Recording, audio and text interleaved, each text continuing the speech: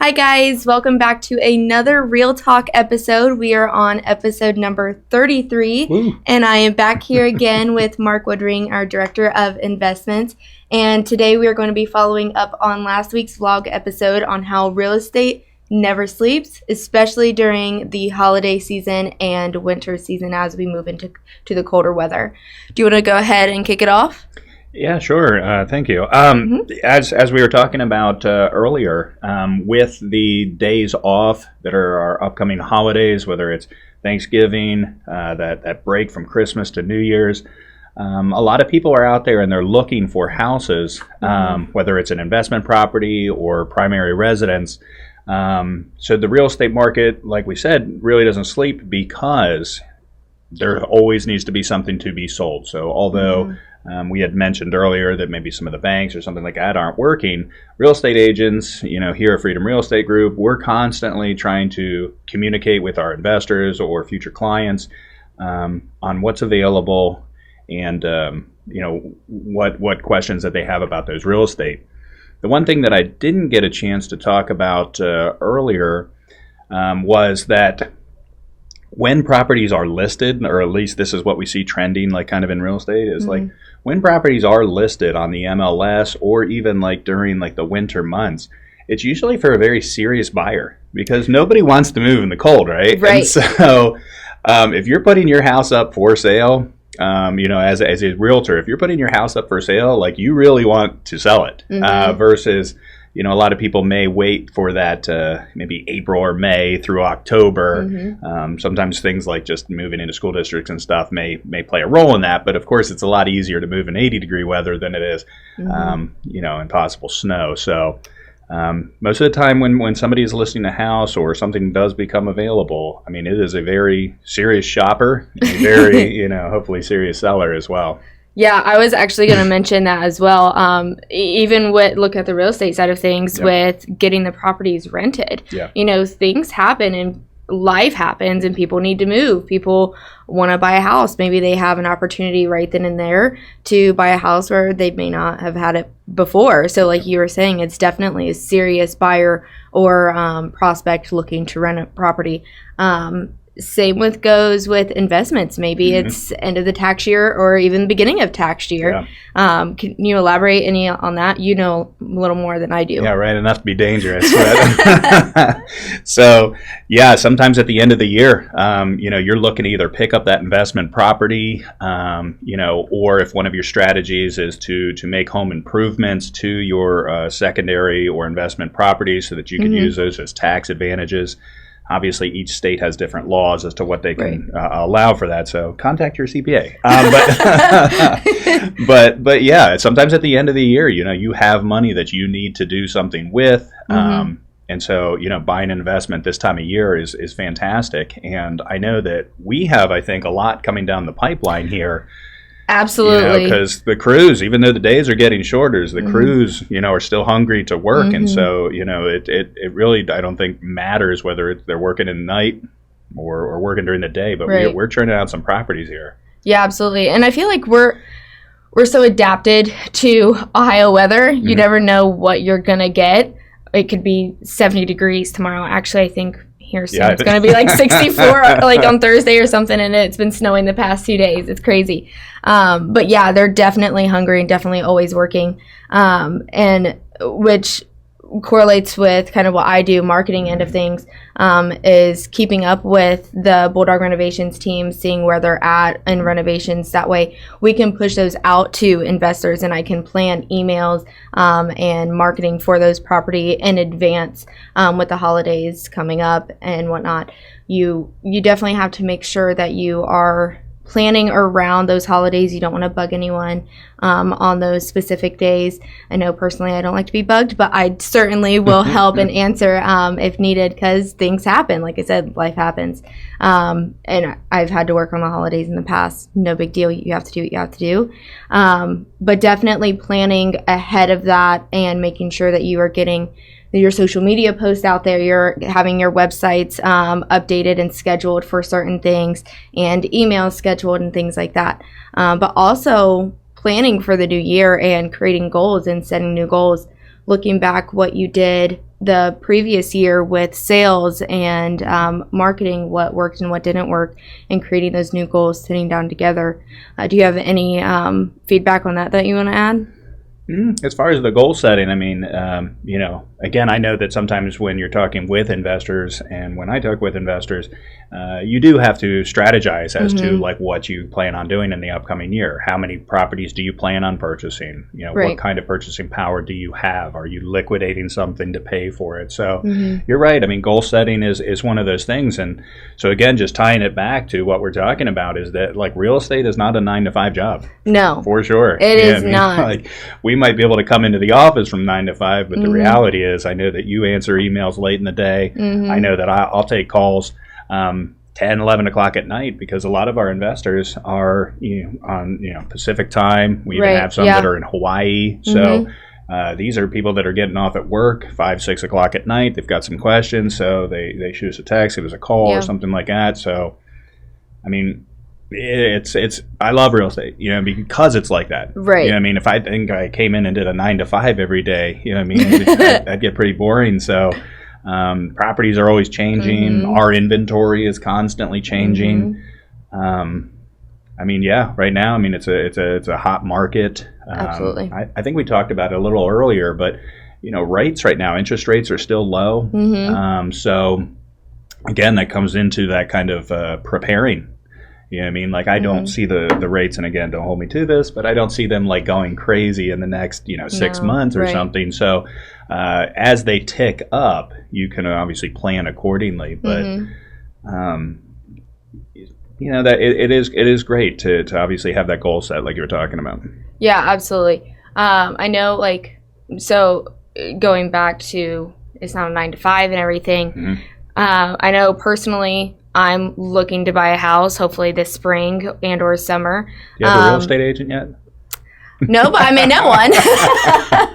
And so we are looking on the weekends. And I know, like, in the vlog you mentioned how loan offices and some other places, thank you, are closed on weekends. So a lot of people will typically tend to do their work on weekends because most are in a 9 to 5 position, and then after they get off work, they may have families that they have to go home to and take care of. So weekends are kind of their downtime to do their research and look and everything. That way when Monday comes, they are calling those offices and trying to get things moving. So going back to making sure that things are updated as soon as possible is so crucial to have done. And I know, like, I take my work phone home with me, and I'm constantly checking that on weekends just to see if I have any updates that I need to do.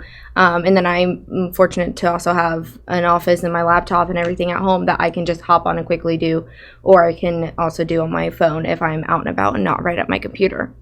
Absolutely. I mean, because, during a, say, residential real estate transaction, like you touched on, you're going to have the realtors out showing properties. These are these people that maybe, again, you're working that 9 to 5, so you can only see houses at nights or on weekends. Right. So then that realtor has to prepare an offer, submit it. Then as a listing agent representing Independence Realty Group, I have to then present that to the sellers and talk through, what that offer is, and then we have to get back to the buyers or the buyer's agent.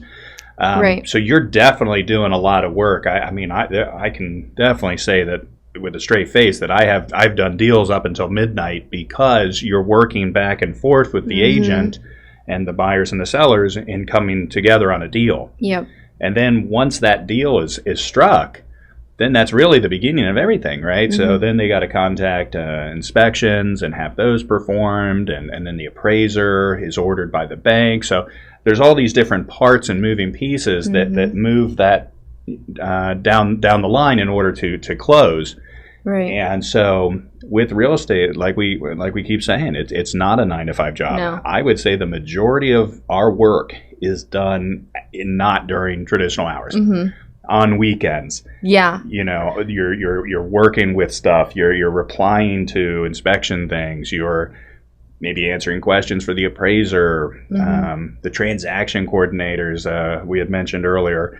on the vlog is the transaction coordinators. They're just constantly moving papers back and forth between buyers, sellers, title, appraisers, you name it. And so it is definitely an interesting industry for sure. Yeah, and even like it's funny that you said most of our work is typically not done 9 to 5. Right. So I know me personally, more marketing side of things, that 9 to 5 hour is a lot of, I would say, like more kind of like admin tasks, like making sure things are planned and scheduled in advance.